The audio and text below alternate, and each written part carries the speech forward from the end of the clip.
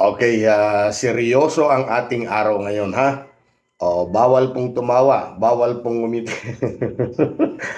Ano ba naman, sabi ko na nga bang bawal ngumiti, bawal tumawa. Kaya diyan, maging seryoso tayo ngayong oras na ito mga ka-explore. Iwasan po ninyong tumawa, iwasan po ninyong ngumiti dito sa mapapanood po ninyo o maririnig, ano? Pero bago po 'yan, ako naman ay muling nakikiusap sa mga bago pa lamang dito sa aking channel at sa mga lagi nanonood na hindi pa nakaka-subscribe, abay mag-subscribe na po kayo. Tatlong pindot lang po ang pakiusap ko po, ano. Tatlong pindot lang, subscribe, click the bell all notification po 'yan at i-like na rin po yung video. Maraming salamat po. You are lying! Come again, sir? You are lying! Okay, dahil seryoso tayo, seryoso din ang pagtatanong, ano. Kilala niyo po ba yung boses na nasa intro natin? Sige nga. Kaya ako naitanong po yan, kasi siya po ang ating bisita ngayon. Teka muna, bawal nga tumawa eh. Siya ang ating bisita ngayon. Kasama po si Miss Corina Sanchez.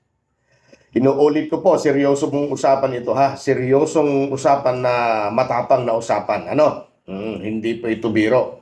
Dahil maririnig ninyo mamaya. Mga ka-explore, sino ba naman ang makakapagsabi na itong itong taong ito ay sobrang tapang pala? Oo, sobrang tapang po. Alam nyo, kagagraduate pa lamang niya sa academy at na-destino bilang alagad ng batas, ano, napalaban ka agad. Oh, giyera agad ang talaga. Bawal nga tumawa eh. Napalaban agad ayon sa kanya. Oh, ito po ay sa panayam ni Miss Corina Sanchez or yung kanyang interview. Aba, paano mong hindi sasabihing matapang, ano? 180 lamang na alagad ng batas laban po sa halos 1,000 na MPA. Oo, maraming people army. Bawal tumawa. At ang kwento ay tinamaan siya sa ulo. Ang taong ito, tinamaan ng bala sa ulo, ha? Bala, hindi po pinukol ng bato. Pero ang nakapagtataka, buko lang ang natamo.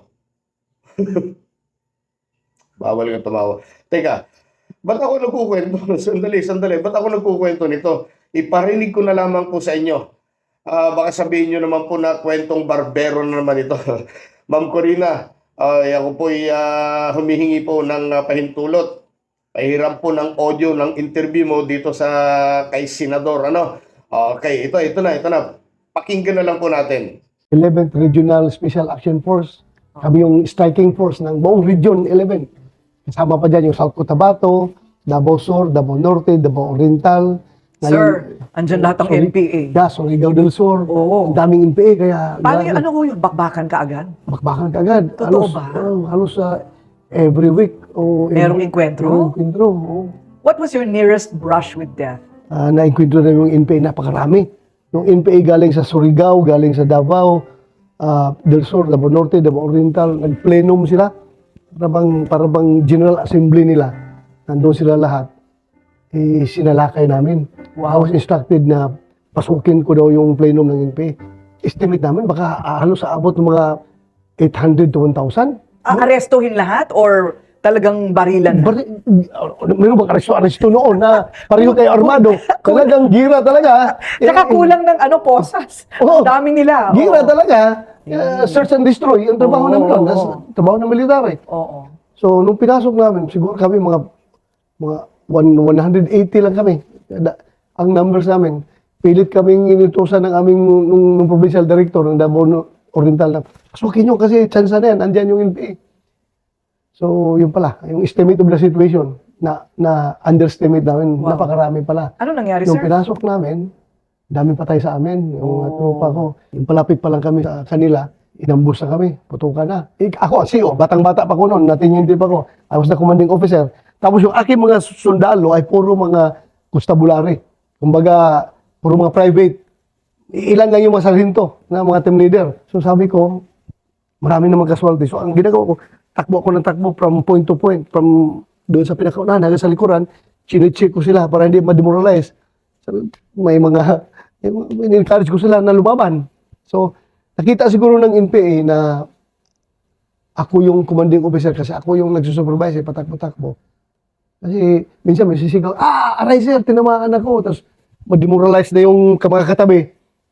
So, nilalapitan ko, na-instructionan ko yung mga katabi na, sige, kargahin nyo, dali sa likod. Kasi kung nandiyan sa harapan, sige, iyak, ma-demoralize yung katabi. Dali sa likod, para lumaban yung sa harapan. So, nakita ng NPA, tinamaan ako, binaril ako. Ay. Tinamaan ako sa ulo. Sa ulo? Sa ulo. Baligtad ako. Tutumba ako. Tumilapon yung... Nang ano mo ng bala? Bala. Wow. Tumba ako. Timaan ako, tumba ako. Pag tumba, sumigaw yung aking first sergeant. Sabi, Sir, si CO, patay na. Kasi talaga, haya na ko eh. So yung aking platoon leader sa likod na si Lieutenant Flores, class 89 ng PMA. Bagong graduate ng PMA yun. Nagsibigaw na assault. Kasi patay na si CO. Nag-assault nila. Yung inasultan nila na area, mga bahay sa ilalim, may mga paksol, may mga masinggan ng NPA. Doon, namatay yung aking platoon leader na si Lieutenant Flores, class 89. Yung tinumaan ako, nakahiga ako. Maya, pag open ng mata ko, buhay pa pala ako. Kinapa ko yung ulo ko, yung tawa ko. Pagkapa ko sa ulo ko, laking bukol. Bukol! Dito sa ulo. Ano nangyari dun sa bala? Hindi ko pa ma-explain. Hindi ako makapaniwala, pero So, hindi at nyo importante pa rin- buhay ako. Yes, hindi nyo pa rin may paliwanag paano kayo nag-survive nung engkwentrong yun. Yun nga. Chum, gumano lang, tapos nabukulan lang kayo talaga. Basta, Kakaiba. kaya pakiramdam ko talaga, bala yung tumama. Tok! Gumanon yung ulo ko, tumba ko. May dugo, sir? Bukol. Wala. Wala. Bukol lang dito, malaking talaga. bukol. Oh. Ibang klase Yun. rin, ano?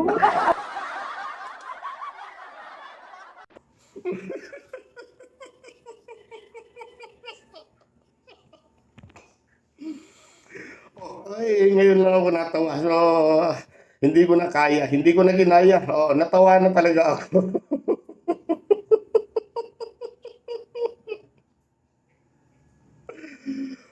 Kayo mga ka-explore, ano sa palagay po ninyo? Ito po ba ay totoong nangyari o kaya kwentong barbero lamang?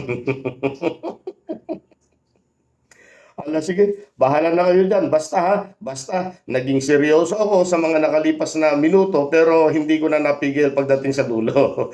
Maraming salamat muli sa panonood. Magandang araw po sa ating lahat.